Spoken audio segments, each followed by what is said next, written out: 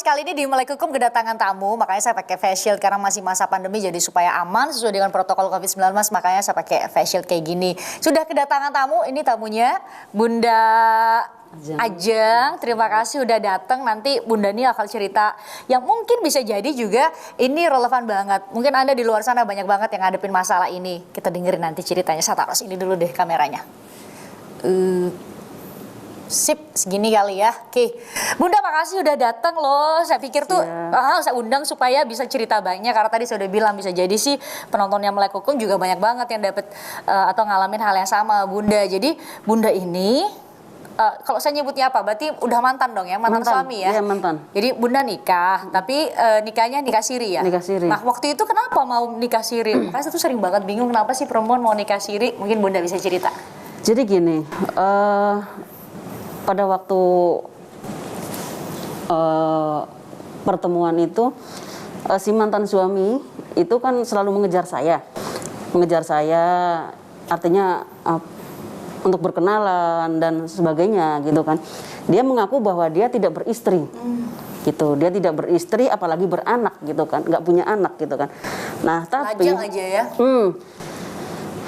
Lama dia mengejar saya gitu kan, meyakinkan saya supaya saya itu mau untuk menjadi istrinya dia gitu kan, sampai dia berjanji-janji yang manis gitu kan gitu. Nah ketika saya sudah menjadi istrinya, itu pun masih disimpan rapat sama si mantan suami bahwa dia itu memiliki anak dan istri di luar sana selain saya. Oh gitu. Iya. Jadi selama sekian tahun. Sekian tahun itu berapa sekian lama? Tahun. Lama. Saya sama dia itu di atas 5 tahun. Di atas 5 tahun. Dulu dia bekerja nggak pasti ya pekerjaannya. Serabutan ya. gitu. Serabutan ya, pekerjaan nggak pasti. Artinya banyak menganggurnya. Nah kalau saya kan memang orang yang selalu bekerja, gitu kan. Saya tetap bekerja gitu kan. Sampai saat ini gitu. Lambat laun kesininya dia itu peranggainya itu berubah. Yang tadinya dia itu pura-pura manis gitu, atau memang itu dibuat-buat supaya saya itu nurut mungkin, supaya saya itu memberi sama dia, percaya mungkin. Kesininya itu tingkah lakunya itu terlihat misalnya Bun, tidak bekerja sama sekali, nganggur gitu ya. Seperti dia memukuli anak saya. anak saya. Bunda berarti anak tirinya maksudnya. Anak tirinya ya? Okay. Karena saya itu mohon maaf ya, saya punya anak 2 sebelum gitu. Nikah sama mantan ya? Punya anak 2, almarhum itu ayahnya anak-anak sudah meninggal gitu kan, seperti itu. Nah ketika dia sudah berjalan, artinya dia sudah menjadi suami saya, dia itu berubah sering. Selain dia memanfaatkan saya itu seperti itu, pokoknya. Manfaatnya gimana Bun? Artinya, mohon maaf ya, mungkin ini agak-agak rahasia. Jadi saya yang bekerja dong, saya yang bekerja. Dia selalu minta dibelikan apa, ini itu yang. Loh kok kebalik ya? Biasanya kan apa aja dia selalu minta dibelikan. Seperti ya, mohon maaf ya, mengambil tabungan saya tanpa izin. Itu mengambil, artinya yang nggak seharusnya uang ya. Yang Bunda hasilin dari kerja Bunda itu malah justru digunakan sama suami. Kan biasanya suami itu yang menafkahi istrinya nih gitu ya. Oke, terus. Oke, di situ saya masih diam. Saya masih diam gitu kan. Tapi setelah anak saya selalu dipukul, memukulnya itu bukan hanya pakai tangan. Memukulnya itu pakai helm, pakai balok. Itu dua-duanya anak saya, dua-duanya. Dan saya nggak boleh lapor polisi atau bicara dengan orang luar sana. Itu dibilang gitu, kamu nggak boleh cerita ya? Kalau saya sampai cerita atau saya sampai lapor, dia akan habisi saya dan anak-anak saya. Aduh Bun. Seperti itu. Nah terakhirnya saya udah nggak kuat sama sekali. Saya itu pulang ziarah dari kampung, saya ziarah karena saya sudah lelah, sudah capek. Sekian tahun saya menahan. Saya sendiri kalau pulang kerja saya capek. Saya pulang malam, saya mencari nafkah mencukupi buat keluarga gitu, saya dipukulin. Sampai bekas-bekas juga masih ada, bekas-bekasnya. Ini bekas luka, Bun. Ini pisau. Ini pisau. Dia pegang pisau itu ada menancap di perut saya, itu ada di semua. Kekerasannya sampai segitu? Iya, badan saya dipukul pakai botol gitu. Sampai sekarang masih sakit tuh, kalau sering terasa gitu. Di situ pas terakhirnya saya diusir dari rumah saya sendiri setelah saya pulang ziarah. Di situ sudah ada perempuan lain sama anak. Itu anaknya dia di rumah saya dibawa. Itu dibilangin ke Bunda bahwa ini adalah istri, itu istri pertamanya maksudnya? Iya, itu istrinya dia. Dibawa di rumah saya dengan keluarganya dia yang lain. Sementara saya yang punya rumahnya sama anak saya diusir. Saya keluar rumah pakai daster basah. Sama anak-anak? Iya, pakai daster basah saya keluar rumah. Berarti Bunda sempat nanya nggak kalau istri pertamanya tahu nggak sih kalau nikah sama Bunda? Saya kurang tahu. Oh. Saya kurang tahu dia ceritanya seperti apa, karena dia selalu menutupi pernikahannya sama saya. Berarti Bunda tuh 5 tahunan lah baru tahu kemudian dia ada Iya. istri pertama, sebenarnya ada istri sebelumnya bahkan sama udah punya anak gitu ya. Bunda tadi Bunda cerita, jadi setelah nikah siri ini justru rumah selain pekerjaan Bunda tadi ya, Bunda kan yang kerja ya, rumah itu tinggal berarti di rumah. Tinggal di rumah saya sampai sekarang. Jadi saya tuh diusir dari rumah dengan anak saya. Saya akhirnya saya mengontrak rumah, saya kos sama anak Sekarang, saya. Setelah itu saya kondisi saya sangat sakit. Saya sebagai ibu, saya yang nyari. Lihat Rumah anak-anak saya, Bun ya. rumah saya yang saya tinggalin diambil. Sabar ya Bun ya, saya ambilin tisu deh Bun. Mana ya tisunya? Kita sabar ya Bun ya. Oke sebentar ya Bun. Ini Bun tisunya Bun, maaf. Ini tisunya.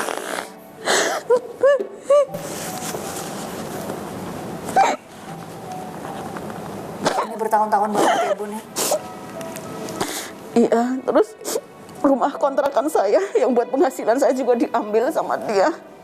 Oh Bunda punya usaha kontrakan, diambil juga sama dia. Gimana Bun ini ceritanya, mungkin Bunda bisa cerita sampai bagaimana bisa ngambil semua kontrakan Bunda. Bunda harus punya surat-suratnya kan? Dia selalu mengancam saya. Ternyata mobil saya juga diambil. Bahkan mobil yang baru saya beli juga Diambil ya Bun.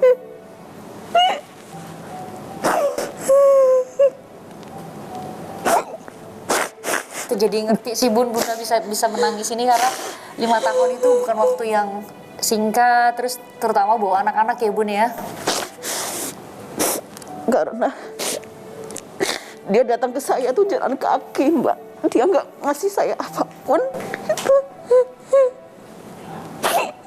Jadi saya rumah maupun mobil sama sekali itu bukan hasil kerjanya dia. Saya berjuang karena saya pengen punya. Bunda kerja tadi Bunda cerita ya kan? Itu juga ada bagian dari orang tua saya, warisan dari orang tua saya gitu kan. Jadi pokoknya Bunda pastiin saat nikah siri itu mantan suami itu gak bawa apapun, gak ada harta, dan selama nikah pun apa namanya, gak ada penghasilan dari suami gitu ya? Gak ada. Bahkan dia kalau ikut saya, artinya saya ini kan tadi punya supir gitu kan. Saya punya supir, saya juga punya anak buah gitu kan. Dia keluarin gitu. Lalu dia juga minta digaji dari saya. Kalau dia mengantar saya gitu kan. Minta gaji Bun? Minta gaji harian, minta gaji bulanan juga minta gaji. Itu dari saya. Aduh. Jadi setelah itu kalau saya gajinya kecil, dia tetap minta tambahan gitu. Jadi sama sekali dia tuh nggak membeli uang, tapi dia malah meminta. Dan terakhirnya saya nggak tahu kalau dia punya rencana sangat jahat seperti itu. Akhirnya saya diusir setelah saya disiksa, dipukulin gitu. Saya diusir, ternyata dia Pas bawa balik ada istri gitu ya sama keluarga yang anaknya, lain Bun, ke ya? rumah saya gitu. Maaf ya Bunda, nggak bisa meluk, nggak bisa apa ke Bunda karena memang lagi masa pandemi. Tapi tentu saya yakin juga semua yang nonton ini merasakan kesedihan Bunda. Tapi Bunda udah usahakan buat bisa dapetin lagi, toh itu rumah pasti udah ada atas nama Bunda, apa mobil atas nama Bunda, harta-harta lain juga atas nama Bunda. Bunda udah usaha untuk minta balik Saya udah usaha, udah laporan saya ke polisi. ke polisi, tapi sampai sekarang belum ada jawaban apa-apa. Belum ada jawaban, dan si mantan itu selalu menantang saya, nggak takut penjara, saya nggak takut mati. Kalau saya sampai di penjara, nanti saya keluar dari penjara, kamu Cari. sama anak kamu saya habisin. Macam begitu.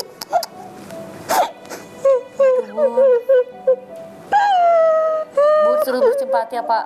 Tentu gak mudah. Bunda mungkin saat ini pun ceritakan sampai nangis gini, apalagi saat Bunda menjalaninya Bun ya.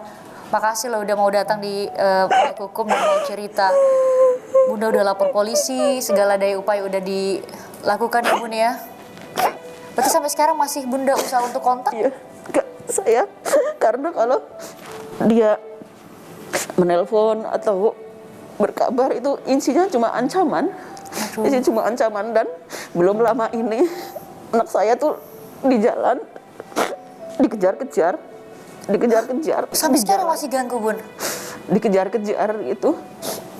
Anak saya kan yang satu kan perempuan ya, dia pulang dari kuliah gitu, ditungguin di depan kampus itu. Terus kan dibilangin apa Bun? dikejar-kejar pakai motor gitu. Saya takut terjadi apa-apa sama anak saya gitu.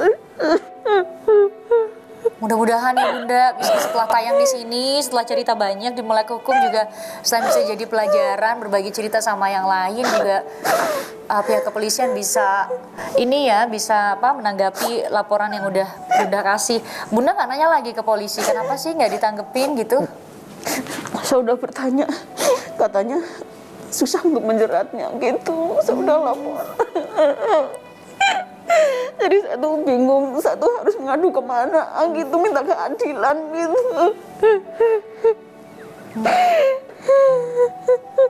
Bunda udah minta tolong ya ke pihak kepolisian. Saya juga pengen hidup tenang gitu kan, Iya, sama Bunda, anak-anak. itu harapan semua orang ya.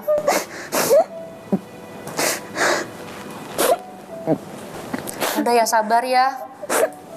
Nih, saya punya sahabat Bunda. Jadi saya mau nanya juga nanti ke dia, mungkin juga bisa bantu buat ngasih saran lah. Bunda mungkin bisa melakukan apa, terutama yang tadi Bunda cerita, selain ada kekerasannya, udah harta rumah, mobil, semuanya juga udah diambil, padahal itu adalah hasil kerjanya Bunda.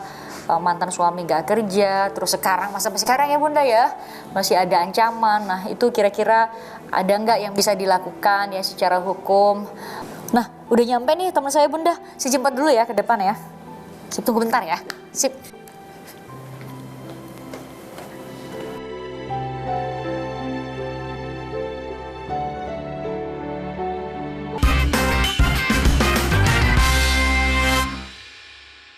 Yuk Mbak Irma masuk ya, yuk. Mbak. Nih, kenalan nih Bunda. Ya, apa Karena kabar, lagi Bunda? jaga jarak jadi Assalamualaikum. salamnya gini nih. Waalaikumsalam. Makasih udah datang. Iya, Tadi tuh saya alhamdulillah. udah ngobrol duluan. Oh, Memang sih iya, ternyata iya. kalau kita dengerin ada banyak aspek dimensi hukumnya sih. Bisa Betul, jadi betul. pidana, bisa jadi juga masuk perdata. Tapi karena sahabat saya Mbak Irma ini jagonya tuh perdata. Jadi bakal kita tanya soal perdata lah.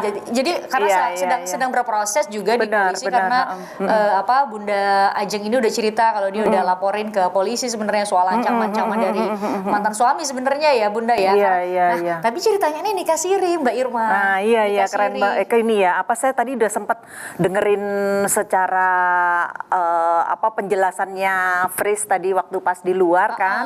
Nah, ini memang pertama-tama saya ikut prihatin ya Bu ya dengan kondisi yang Sebagai dialami sesama oleh perempuan Ibu ya, ya, Mbak karena kita sebagai sesama perempuan kan apalagi saya juga seorang ibu, pastinya juga ikut merasakan lah bagaimana kita sebagai seorang wanita ini memiliki naluri untuk melindungi anak kita sendiri. Itu pasti dimiliki oleh semua ibu ya, Bu Ajeng ya. Jadi artinya di sini saya pun bisa ikut merasakan karena sebagai seorang ibu, mungkin buat diri kita sendiri kita nggak terlalu khawatir, tapi begitu tentang anak pastinya akan khawatir ya. Jadi memang yang dialami Bu Ajeng ini cukup kompleks ya. Jadi pertama kali kalau menurut saya ada sesuatu dan lain hal yang menyebabkan kok Bu Ajeng menikah secara siri gitu kan awalnya. Tapi di sisi lain justru dengan menikah secara siri prosesnya untuk supaya tidak selalu memang betul-betul terikat dalam perkawinan itu malah lebih baik sebetulnya, apalagi nggak ada anak ya Bu ya. Nah karena nggak ada anak kan otomatis bisa dibilang hubungan hukumnya pun sebetulnya nggak ada gitu loh Bu Ajeng. Oh gitu ya? Iya, karena kan kalau nikah siri itu, jadi perkawinan itu ada dua aspek, dua dimensi. Yang pertama adalah dimensi agama, yang kedua adalah dimensi kepada hukum negara. Jadi kalau nikah siri secara agama itu memang sah gitu kan, tapi secara hukum negara masih ada proses yang belum selesai, yaitu belum adanya pencatatan. Sebab kalau misalnya sesuai dengan Undang-Undang Nomor 1 Tahun 74 maupun kompilasi hukum Islam, itu perkawinan baru sah itu kalau selain dilaksanakan secara agama, juga dilaksanakan secara negara, artinya dicatat oleh pejabat kantor pencatatan yang berwenang. Nah sekarang kenyataannya rumah, mobil, terus kontrakan ya Bunda ya, itu justru dirampas sama mantan suami siri dari Bunda Ajeng ini. Nah iya, jadi itu malah memang sebetulnya kuat kalau menurut saya Bu Ajeng. Jadi artinya Bu Ajeng ini bisa memang ada ya namanya untuk kekerasan dalam rumah tangga itu udah ada undang-undangnya untuk supaya dilindungi di dalam untuk terutama perempuan dan anak, karena perempuan dan anak ini termasuk dalam istilahnya kelompok rentan yang kejadian kayak Bu Ajeng ini bukan cuman Bu Ajeng, saya pikir banyak sekali. Oleh karena itu mungkin ada yang namanya LBH Apik ya, kalau misalnya yang cukup terkenal untuk menangani kekerasan dalam rumah tangga ya. Jadi itu bisa ada support bisa sistemnya. Ke LBH Apik nanti ya, kita cari nomor kontaknya ya. Dan mungkin semoga kalau udah tayang dan nonton tayangan ini juga pihak kepolisian atau mungkin pihak-pihak yang bersimpati bisa bantu Bunda Ajeng untuk bisa memberikan advokasi hukumnya. Benar, gitu. Memberikan bantuan hukum ya, karena sebetulnya memang perempuan dan anak-anak itu kelompok rentan yang terus-menerus mengalami trauma yang semacam ini, begitu kan.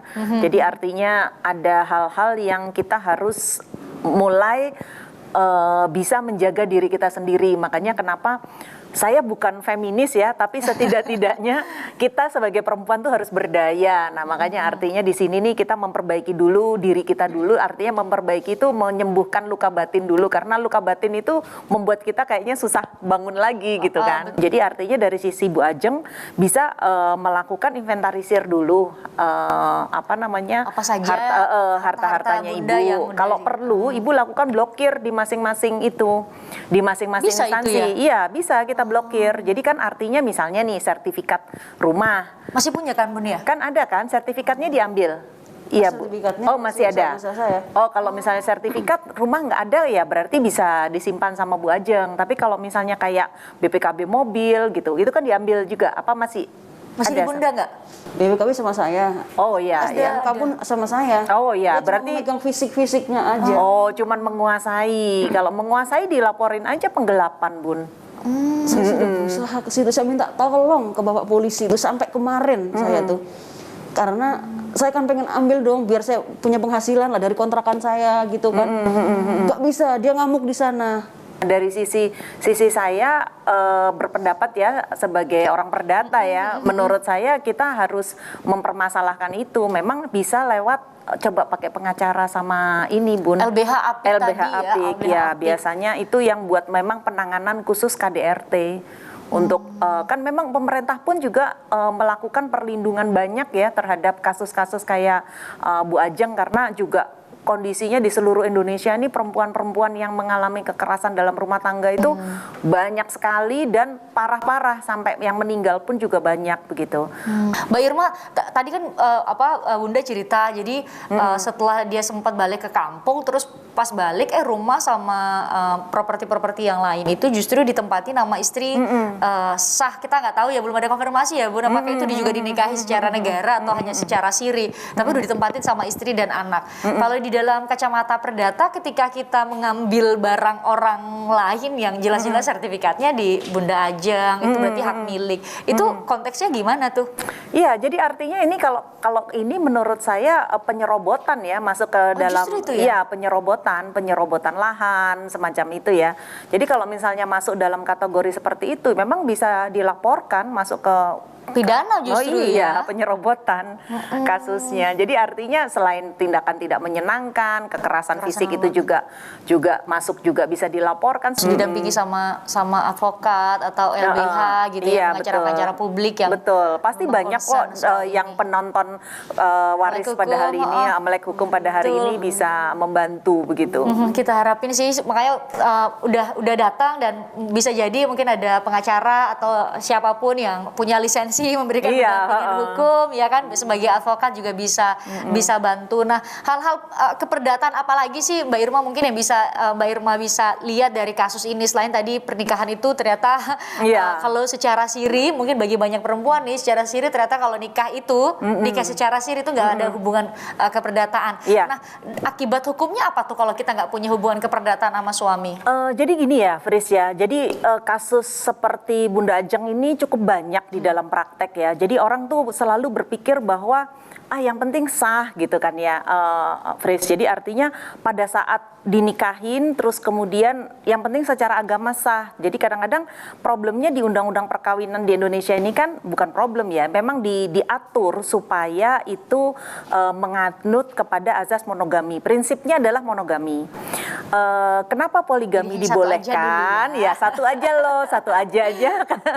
Itu aja seringnya juga harus di-maintain dengan baik gitu kan. Belum tentu memenuhi kewajibannya sebagai suami maupun istri gitu ya. Betul, makanya kenapa sebetulnya prinsipnya itu tadi, kita kan sebetulnya membina hubungan rumah tangga itu bukan hanya untuk kehidupan dunia tapi juga kehidupan akhirat. Jadi itu yang prinsipnya bagus banget di dalam Undang-Undang Nomor 1 Tahun 74 tentang perkawinan. Nah, dalam hal ini kalau misalnya ternyata dia Muslim, memang ada kebolehan untuk dinikahi lebih dari satu, tapi resmi. Dalam hal ini resmi ini maksimum 4 dengan persetujuan dari istri-istri sebelumnya. Nah, pada saat persetujuan dari istri-istri sebelumnya inilah, maka biasanya ini yang disimpangin gitu loh, Fris. Kayak tadi ceritanya Bunda Ajeng nggak dapat persetujuan pas waktu pertama kali deketin katanya justru lajang, belum menikah, bahkan tidak cerita bahwa punya anak. Ternyata seiring berjalannya waktu 5 tahunan ya Bun ya, baru tahu ternyata punya istri juga. Iya. Jadi kalaupun dilakukan secara resmi, berarti kan ada pemalsuan dokumen. Tapi kan ini kan tidak resmi karena siri kan. Kalau misalnya dilakukan secara resmi, pastinya kan harus ada izin dari istri-istri sebelumnya, dan itu betul-betul kadang-kadang ada tanya jawabnya juga. Jadi artinya ini pengalaman juga ya buat para penonton, para perempuan yang ingin supaya melindungi dirinya sendiri ya, terutama ya. Jadi artinya kadang-kadang tergiur dengan janji-janji. Nah, ketika ternyata harus berhubungan dengan hukum, misalkan terus sampai kepada terjadi peristiwa pewarisan, yang kasihan itu anaknya masalahnya. Nah, ini untung nggak ada. Malah masih mending tidak ada perkawinan yang resmi, malah pembuktiannya sebagai misalkan nih sampai menuntut, nah saya sebagai suami saya punya hak setengah dari hartanya Bunda Ajeng misalnya begitu. Ternyata bukan ini nih, hartanya nggak didapat saat bersama gitu ya. Bunda sama Mbak Irma mau minum dulu, saya siapin. Ambil dulu ya, air putih dulu nggak apa-apa. Sekarang terima kasih. Kayaknya habis deh, bentar ya. Iya, makasih.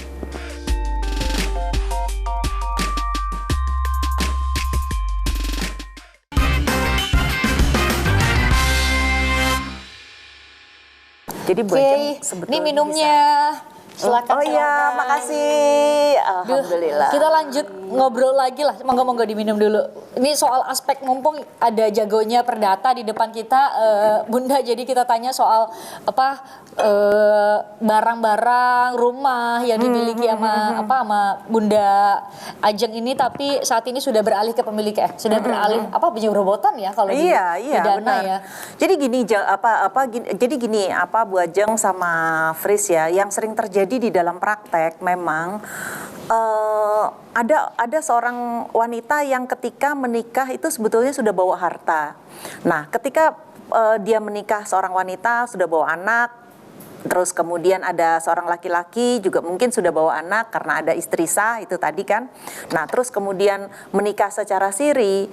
Terkadang yang kejadian di masyarakat itu variasinya banyak. Bisa terjadi istrinya itu setiap kali, jadi pada dasarnya kan setiap perkawinan itu ada hartanya sendiri-sendiri. Nah, ketika kita berbicara tentang percampuran harta, itu kan terjadi apabila kita memang menikah secara sah, kembali lagi sesuai dengan hukum negara, selain dengan hukum agama kan yang waktu itu saya pernah cerita juga sama Fris bahwa kalau misalnya di dalam masyarakat itu juga ada secara hukum adat. Juga di dalam WNI keturunan Chinese tuh ada makan meja gitu kan secara adat. Nah, ketika sudah terjadi perkawinan itu variasinya kadang-kadang seperti kasusnya Bu Ajeng, sudah punya rumah sendiri gitu loh Fris. Udah punya rumah sendiri, udah punya mobil sendiri. Jadi istilahnya kan ada harta bawaan. Nah, ketika si suami ini dalam kasusnya yang sedikit berbeda ya. Jadi si suami ini meninggal dunia, kejadian di dalam praktek itu terkadang anaknya dari suami yang anak sah dari atau anak kandung dari suami yang sudah meninggal itu malah menuntut hak atau bagiannya dari istri sirinya. Yang bisa jadi, ya sebenarnya dia adalah ibu tirinya gitu Ibu ya. ibu tirinya. Dan itu kan pada saat itu kita kan juga suka harus melihat, loh dulu kan yang beliin kan papa katanya gitu kan, papa yang beliin. Itu kan uangnya papa yang ada di situ gitu kan. Nah, itu soalnya kejadian banyak banget gitu loh Fris di dalam praktek Fris. Karena ibaratnya nih padahal Bunda Ajeng nih datang dengan membawa harta sendiri ke dalam perkawinan. Yang nyata-nyata kalau di dalam hukum perdata itu dikenal sebagai harta bawaan. Jadi dalam hukum perdata maupun hukum Islam itu dikenal yang namanya harta bawaan yang dibawa ke dalam perkawinan. Harta perolehan atau harta bersama itu harta yang diperoleh ketika perkawinan sudah berlangsung. Nah, otomatis ketika perkawinan sudah berlangsung itu memang ada yang namanya harta bersama yang memang ketika si suami yang memiliki istri lebih dari satu tadi meninggal dunia, inilah yang terjadi suatu sirkah terhadap hak atau bagian si suami tadi gitu. Ada juga Mbak Irma yang berbeda jauh terjadi dibanding dengan ini kan langka betul ya. Ada istri yang kemudian justru sederhananya biayain hidup suami malah. Benar. Ini kan biasanya juga kalau pernikahan siri dan mungkin kita sering nonton atau lihat-lihat di berita banyak banget yang suami yang menikahi secara siri perempuan itu dengan misalnya iming-iming membelikan rumah, membelikan properti, atau barang-barang lain.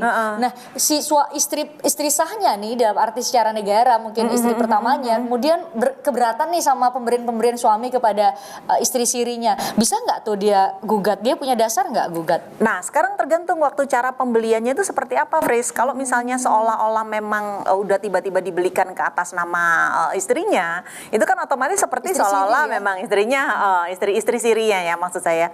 Itu seolah-olah kan memang sudah dibeli sendiri begitu kan.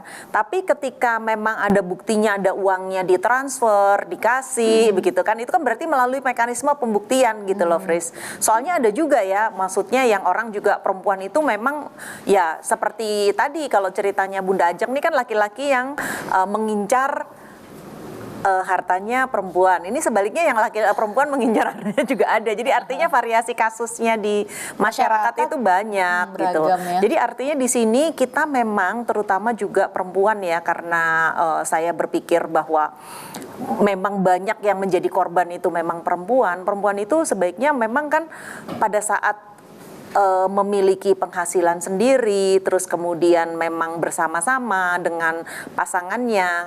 Memang dalam hal ini tidak ada pembedaan secara hukum agama ataupun hukum negara. Seperti halnya ya, ada pertanyaan, kok istri saya itu selama ini nggak pernah kerja gitu kan? Selama ini dia cuma masak, bersihin rumah, jaga anak gitu kan? Kenapa sih kok dia dapat hak setengah dari harta saya gitu ketika saya harus bercerai gitu, ketika harus berpisah begitu kan? Nah, pada kenyataannya memang dalam undang-undang itu dianggap sebagai suatu kerjasama dalam suatu rumah tangga gitu loh. Ya. Chris. Nggak perlu lagi itu dipertanyakan ya. Iya, nah makanya kenapa suami cari nafkah gitu ya, jadi kenapa pas cerai jadi harus bagi dua gitu. Iya, benar. Nah, hal-hal seperti itu, Fris. Nah, juga sama kejadiannya ketika taruhlah nih seperti yang kasusnya pernikahan tadi diizinkan, sehingga secara resmi misalkan punya istri 4 nih, Fris. Nah, begitu secara resmi punya istri 4, terus kemudian yang meninggal dunia si suami nih, misalkan ada 4 terus ada suami, ini 4 meninggal dunia, ini setengah dari hartanya si suami itu diwarisi secara sirkah terlebih dahulu bersama-sama oleh si 4 istri secara bersama-sama. Tapi setiap perkawinan ini kan sebetulnya ada harta bersamanya. Makanya kenapa terkadang untuk kita pembuktian secara keperdataannya ada baiknya setiap kali menikah itu membuat suatu yang namanya perjanjian kawin. Perjanjian kawin, Fris. Jadi artinya supaya clear gitu ya, berapa banyak harta yang dibawa atau apa saja yang dibawa. Benar. Walaupun nantinya kita akan ada yang namanya wasiat, ada yang namanya hibah, ada yang namanya hibah wasiat gitu kan, banyak mekanisme lainnya. Tapi pada saat kita dari awal sudah jelas ya ibaratnya kedudukannya ya. Kalau dulu kan masih ibaratnya agak tabu ya kita ngomong-ngomong tentang harta ya. Tapi kalau udah kejadian kayak Bunda Ajeng gini kan, jadi akhirnya masa lebih kita yang punya punya jadi kayak kita yang minjem gitu kan. Mungkin bisa nanya lagi ke Mbak Irmanya kira-kira. Iya Bu, yang saya mau tanya adalah bagaimana saya pingin rumah saya, mobil saya itu kembali ke saya gitu. Yang secara hukum Bunda tuh punya sertifikat, punya STNK, BPKB gitu, punya masih megang sekarang ya. Atau kekhawatiran Bunda nih malah justru yang harus kita cegah, Mbak Irma, mungkin karena dari aspek perdata, jangan sampai istri pertama, istri sahnya, istri atau anaknya kemudian justru mengklaim hartanya Bunda Ajeng. Iya. Nah, makanya kan seperti itu, Bu. Gimana tuh Mbak Irma? Ya, makanya seperti yang tadi sempat saya singgung juga. Soalnya di kejadian dalam praktek tuh banyak gitu loh, Fris, kayak gitu, kayak Bunda Ajeng, kejadiannya kayak Bunda Ajeng. Jadi makanya kenapa dari sisi kita pembuktian adanya harta itu penting, asal usul harta lah istilahnya ya. Ketika memang dia menuntut, kita kan tetap bisa berkeras bahwa itu memang kita bawa ke dalam perkawinan gitu. Artinya kalaupun terjadi perkawinan, bukti terjadinya perkawinan secara hukum aja kan nggak ada gitu kan. Nah, dalam hal itu dia membuktikan menuntut itu atas dasar apa?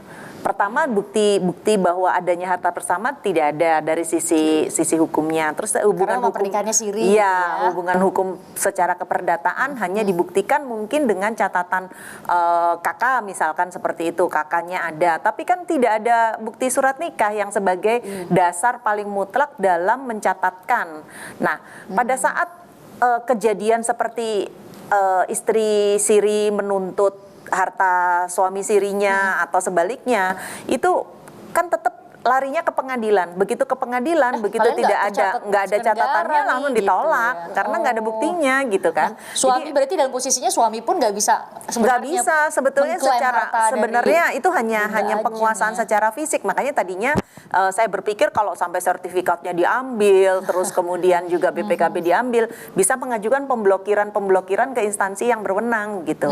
Jadi kan jadi supaya nggak dipindah tangankan, nggak dialihkan gitu kan. Sampai dijual gitu ya. Iya, karena kadang-kadang juga bisa Fris dipalsuin gitu loh, Fris, ininya. Sertifikatnya tiba-tiba jadi ada 2 gitu ya. Iya, atau dipalsuin tanda tangannya misalnya, terus tiba-tiba bilang nih misalnya nih ya, itu sertifikatnya taruhlah jadi jadi apa sih istilahnya istri aslinya dia yang jadi Bunda Ajeng misalnya amit-amit yang mudah-mudahan nggak terjadi ya. Itu yang Misalkan saya itu. takutkan seperti itu. Nah, bagaimana kalau sampai terjadi seperti itu? Nah, Bun, kalau misalnya kayak begitu bisa diblokir di kantor pertanahan setempat, Bun.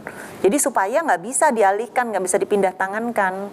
Nanti Kantor kalaupun pertanahan di mana tanah itu tercatat berada. Jadi misalnya ini kan di lokasinya di mana, Bun? Di Taman Makam Pahlawan Kalibata. Di Kalibata, berarti di daerah Jakarta Selatan, kantor pertanahan Jakarta Selatan. Tuh Bun, segera diurus tuh Bun. Bener. Sebelum terjadi lagi yang lebih Lebih parah kompleks gitu lagi, kan, ya, betul. antisipasi termasuk ke kantor polisi untuk bokir Tanya lagi BPKB supaya nggak bisa dialihkan gitu kan, Bun. Karena gini, mohon maaf, sudah 1 tahun ini saya tidak bisa menginjakkan kaki saya ke rumah saya sendiri. Oh, berarti sempat disimpannya dokumen itu di mana, Bun? Jadi rumah tangga kan memang yang sebelum dia mengusir saya sudah tidak baik, kondisi yang sangat tidak baik gitu kan. Di situ saya berpikir Bunda bawa tuh semua barang-barangnya. Nah itu saya bawa seingatnya saya, gitu kan. Namanya saya pergi pakai daster aja, saya cuma bawa tas. Seingatnya saya, yang lalu surat-surat penting anak saya tuh ijazah,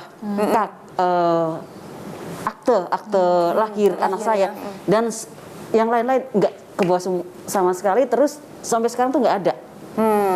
Jadi waktu anak saya mau perlu untuk kebutuhan kuliahnya itu udah nggak ada di situ Berkas-berkasnya ya? berkas anak saya dua-duanya nggak ada di situ. Lalu saya bingung dong, anak saya nggak punya surat-surat sama sekali, dia kan butuh ya kan seperti itu. Bagaimanapun akta Dia kelahiran berkelak, harus ngurus ya. dia berkelak. Padahal yang nempatin rumah itu cuma dia. Saya mengambil itu waktu itu Pak RT, minta dampingan Pak RT suruh ngambilin gitu kan. Nggak ada itu surat. Terakhir itu saya ke rumah. Dan sampai sekarang sudah 1 tahun ini saya tidak bisa masuk ke rumah saya sendiri, digembok atas bawah gerbangnya. Gitu. Yang mereka masih menempati situ ya, Iya. Bun ya? Masih. Jadi diajukan kehilangan dulu aja, Bun. Jadi ke kepolisian Polisian setempat untuk mengajukan kehilangan. Terus kan dasarnya kan data-data diri ibu kan masih ada kan. Menjadi data-data diri ibu itu yang untuk dijadikan sebagai dasar untuk pemblokiran semua aset. ya. Jadi jangan sampai nanti asetnya dipindah tangan kan. Keburu dijual Iya, gitu jadi loh. kan Iya, kadang-kadang ada kalau dokumen-dokumen asli udah dipegang, pemalsuan gitu kan. Dipalsuin terus kemudian pada dijual-jualin akhirnya jadi seolah-olah Rumit menjadi lagi pemilik buat yang buktiin, sah. ya nggak Iya, sih? rumit lagi Iya, gitu. Iya. Saya nerima banyak email juga Mbak Oh, Irma, iya. yang nanya-nanya soal aspek perdata lah, karena saya cerita ke teman-teman kalau bakal gabung lagi Mbak Irma setelah sebelumnya saya udah undang juga nih, Iya, Bun. Jadi saya sering banyak nanya sih, banyak kebantu dari Mbak Irma buat lalu kita bicara soal waris kan. Iya, benar. Masih deket-deket lah di ranah perdata. Iya, Saya ambil iya. dulu ya emailnya. Iya, Saya udah iya, catat oke. sih beberapa. Oke. Bentar ya.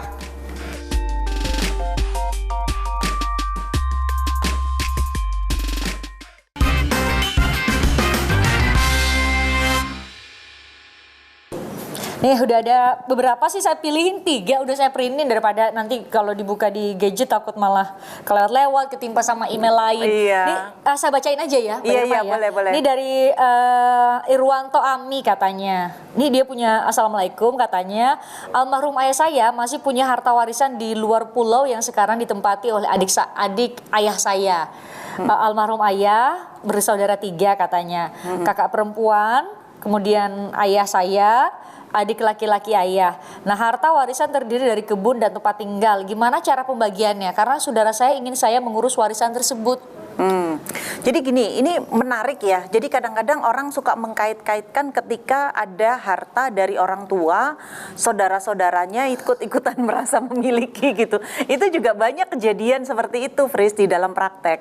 Sebetulnya kalau kita mengambil dari kacamata hukum perdata, misalkan dari hukum waris perdata, itu yang pasti kalau selama masih ada anak kandung, itu akan menutup golongan-golongan yang di atasnya. Jadi dalam hukum waris perdata itu ada 4 golongan. Yang pertama tentunya anak dan istri yang merupakan keluarga inti, terus kemudian yang kedua saudara kandung dan orang tua, yang ketiga saudara dari kakek dan ke samping, terus kemudian yang keempat itu sampai ke derajat ke-6 gitu kan.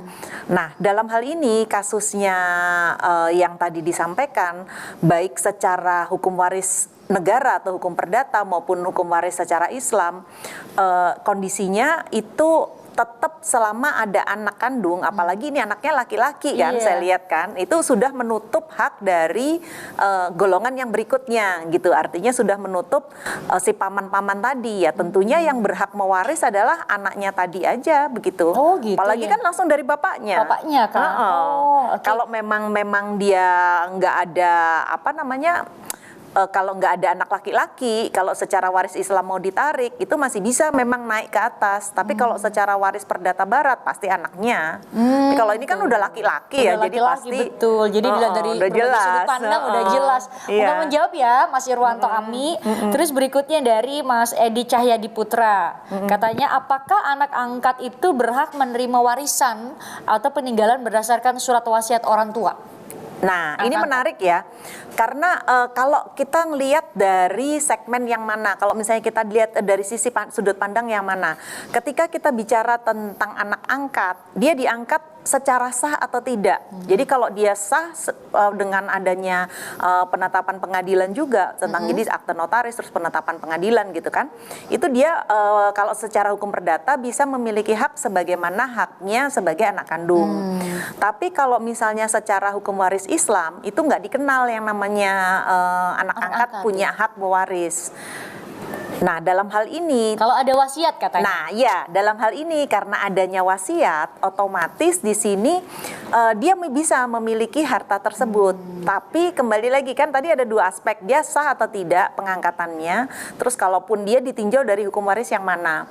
Kalau misalnya kita bicara tentang wasiat itu kalau di dalam hukum waris Islam itu boleh dilaksanakan, tapi maksimum sepertiga apabila tidak ditolak oleh yang lain. Tapi kalau misalnya ternyata ditolak oleh ahli waris yang berhak yang lainnya, itu dia hanya bisa dijalankan sepertiganya. Oh, nah, gitu tapi ya. kalau misalnya yang secara perdata dan dia sah, ya dia boleh dapat ini. Mungkin wasiat itu adalah memperkuat kedudukan si anak angkat tadi gitu. Apalagi tadi dia ada akta notaris ketika pengangkatan dia. Iya, dia sah. Dia sah gitu ya. Kalau dia diangkat secara sah ya. Oke, Mas Edi moga menjawab ya jawaban dari Mbak Irma. Iya. Nih terus yang terakhir ada Mas Raymond Sutanto katanya, ayah dan ibu sudah meninggal. Jika ahli waris terhadap suatu objek warisan ada yang juga sudah meninggal dunia. Jadi katanya ada satu orang dari 6 bersaudara. Menurut hukum perdata, apakah ahli waris dalam hal ini anak-anak dari saudara yang telah meninggal dunia tersebut masih berhak atas bagian dari yang telah meninggal dunia tersebut? Ya, ini juga kembali lagi berfreeze. Ini kan hukum waris di Indonesia ini kan ada 3 macam ya. Jadi saya harus selalu mengulang-ulang karena dimensi atau sudut pandangnya berbeda. Beda ya? Berbeda. Jadi kalau misalnya kita bicara tentang hukum kewarisan perdata barat atau hukum kewarisan yang biasa dipakai sebagai hukum waris negara, itu ada yang namanya istilahnya byplats vervulling atau ahli waris pengganti.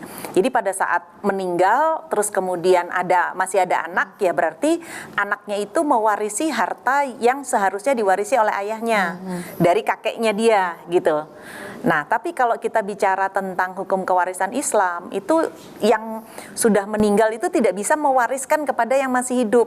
Yang belum meninggal Belum tidak meninggal. bisa, belum bisa mewariskan kepada yang masih hidup. Jadi otomatis di sini karena dia bapaknya itu meninggal lebih dulu dari kakeknya, maka otomatis di sini si anak itu cuman berhak untuk wasiat wajibah pemeliharaan gitu. Jadi tidak ada namanya istilahnya ahli waris pengganti. Tapi begitupun kalau kita ajukan dia menuntut ke pengadilan agama, pengadilan agama akan menggunakan yang namanya kompilasi hukum Islam.